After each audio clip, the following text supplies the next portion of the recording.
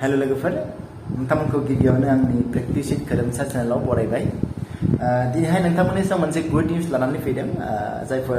नोंथांमोना मीडियाजों कानेक्टेड नोंथांमोना अलरेडि मिथिखाबाय जानांगौ जे जोंनि आसाम गभर्नमेन्टआ ADRE 2.0 आसाम डाइरेक्ट रिक्रुटमेन्ट 2.0 बेनि नटिफिकेशनखौ फोसावबाय दा बेहाय जोंना जोबोद मोनसे गोल्डेन चान्स होनना जों बुंनो हायो जायफोर लाइमोनफोरा जबनि थाखाय प्रिपारेसन खालामगासिनो दङ नोंथांमोननि थाखाय मोनसे गोल्डेन चान्स होनना जों बुंनो हायो सो बेहाय जों मोननै केटेगरियाव जों मोननो हादों बे जाहैबाय 4th ग्रेड आरो 3rd ग्रेड आरो 4th ग्रेडआवबो जोंना गुबुन गुबुन केटेगरि दङ प्लास जोंहा 3rd ग्रेडआव गुबुन गुबुन केटेगरिखौ जोङो नुनो मोनदों दा जों गिबियाव नुनो मोनदों SSLC लेभेल 4th ग्रेडआव जोंना मेक्सिमाम जोंना क्वालिफिकेसन जानांगोन हाई सेकेन्डारि पास नोंथाङा जुदि हाई सेकेन्डारि पास जायोब्ला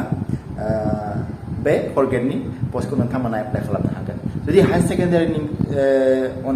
जुदि बांसिन जुदि नोंथाङा क्वालिफिकेसन दङब्ला अर्थात ग्रेजुवेट बा मास्टार डिग्री दंब्ला नोंथांमोना बे 4th ग्रेडनि थाखाय एलिजिबल नङा नोंथांमोना बेखौ एप्लाइ खालामनो हानाय नङा दा गिबियावनो जोंहा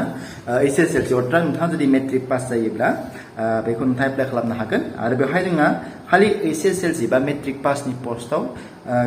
मेट्रिक पासनि थाखाय पस्टआ दं गासै 1060 नेक्स्ट जोंहा दङ क्लास 8 पास क्लास 8 पासनि थाखाय जोंना गासै पस्टआ दङ 1950 आरो लास्टआव दङ जोंना मेट्रिक पास बेजों लोगोसे ITI नांफादेरगोन आरो बेहाय दङ टटेल पस्टआ 1990 दा गोबां माखासे पस्ट दङ नोंथांमोननि थाखाय मोनसे मोजां सुबिदा बा मोजां मोनसे गोल्डेन चान्स होननानै जों बुंनो हायो नोंथांमोना दानिफ्रायनो जेसेबां हायो प्रिपारेसन खालामबाय था नेक्स्ट दङ जोंना 3rd ग्रेडनि पस्ट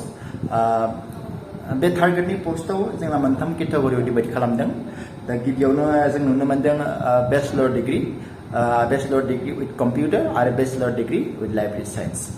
बे जाहैबाय मोनसे केटेगरियावनो गोलैयो आरो बेहाय दङ गासै पस्टआ जोंना 4055 अर्थात 4055 दा पस्ट दङ नेक्स्ट दङ जोंना हाई सेकेन्डारि बे हाई सेकेन्डारिया दङ जोंनिया एक्सट्रा मोनसे साइन्सनि थाखाय एक्सट्रा जायफोर नोंथांमोना हाई सेकेन्डारिखौ साइन्स लानानै पास जादों नोंथांमोननि थाखाय एक्सट्रा पस्ट थागोन आरो लोगोसे हाई सेकेन्डारि पास एनि स्ट्रिमबाबो जागोन साइन्सआनो जा आर्ट्सआनो जा कमार्सआनो जा जिखिजाया नोंथांमोना बेखौ एप्लाइ खालामनो हागोन थ' बे हाई सेकेन्डारि लेभेलनि जे 3rd ग्रेड पस्ट बेयाव गासै पस्टआ दङ 3127 माने 3127 टा पस्ट दङ नेक्स्ट दङ जोंहा लास्टआव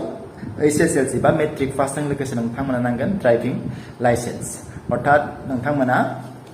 जोङो बुंनो हायो मोनसे बेयो ड्राइभार पस्टनि थाखाय नोंथांमोना नांगोन मेट्रिक पास बेजों लोगोसे ड्राइभिं लाइसेन्स नांगोन एप्लाइ खालामनो थाखाय थ' बेखिनियानो आरो बे ड्राइभार पस्टनि थाखाय गासै दङ 418 टा पस्ट दङ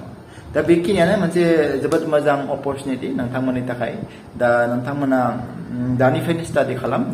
स्टाडि खालाम जेसेबां हायो स्टाडि खालामबानो जाबाय थ' एग्जामा एसेबांबो गोरा फैया नोंथांमोना रेगुलारलि स्टाडि खालामबाय थाबानो बेखौ इजिलि क्रेक खालामनो हागोन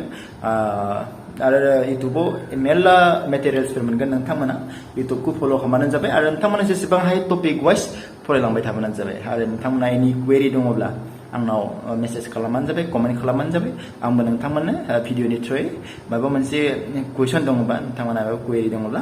आं बेनि एन्सारखौ होनो नाजागोन अके थ' दिनैनि भिडिअआ बेखिनियानो भिडिअखौ नोंथांमोना मोजां मोनोबा लाइक खालामबानो जाबाय शेयार खालामबानो जाबाय आरो लोगोसे एनि कुवेरि थायोब्ला कुइसन थायोब्ला कमेन्ट खालामबानो जाबाय थेंक इउ